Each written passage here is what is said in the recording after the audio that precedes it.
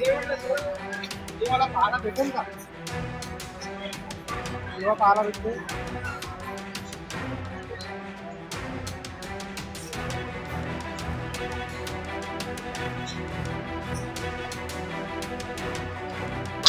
खरंच झालं काही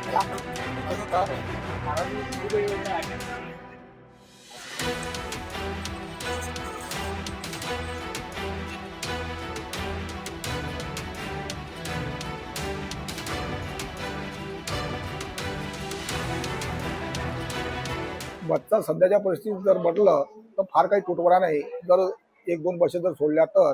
परंतु विद्यालयाच्या बाबतीत जर म्हटलं तर ग्रामीण भागातील जे मार्ग आहे बरेचसे खराब आहे आणि विद्यार्थी बऱ्याचशा ठिकाणी खूप मोठ्या प्रमाणात ते आपल्या शहरी भागात शिकायला येतात. त्यामुळे चढ उतारामुळे बस ह्या थोडा काही ना काही लेट होतात, पण इतका काही लेट होत नाही.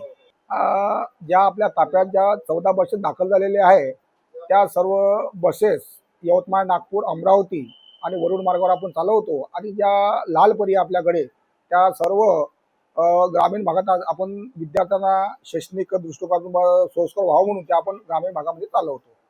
सुरक्षिततेसाठी आपला पोलीस विभागाकडून आपल्याला एक दिवसभर एक कॉन्स्टेबल असतो.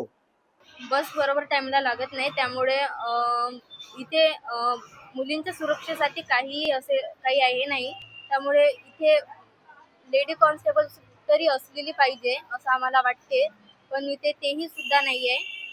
आम्ही प्रशासनाला अशी विनंती करते की त्यांनी बस पण लावावी आणि कॉन्स्टेबल पण ठेवावे, पोलीस वगैरे. टाइमावर बसच नाही आहे समुद्रपूरच्या स्पेशली, आणि जे जे बस जे 6 वाजताच्या बसेस असतात ना ते हमेशा कधी 6:15 लागतात. जर 6ला लागली पण तर लवकर काढत नाही, किंवा असे पण कंडक्टर मिळतात की जे सगळ्या बसा यांना घेत नसते, प्रवासींना बाहेरच ठेवतात आणि सकाळच्या जे बस आहे ना ते पण टाइमावर लागत नाही आणि गावामध्ये पण कधी कधी थांबत नाही. जसे की चिमूर आहे ना, चिमूरवाले कंडक्टर कधी थांबतात, हमखास ते थांबवतच नाही गावामध्ये. आणि स्टुडंटला पण नाही का जाण्याची घाई असते तर त्यांना कधी कधी गेलं पण नाही जात. सध्या आपण वर्धा येथील बस स्थानकावर आहोत आणि यावेळी आपण विद्यार्थ्यांची चर्चा केलेली आहे. विद्यार्थ्यांची एकच खंत आहे की बस वेळेवर लागत नाही. तर काही विद्यार्थिनींशी आपण जेव्हा चर्चा केली, त्यांच्या प्रतिक्रिया जाणून घेतल्या, तर त्यांची एक खंत आहे की इथे सुरक्षा नाही आणि सुरक्षेसाठी कुठेतरी महिला कॉन्स्टेबल इथे तैनात करण्यात यावं.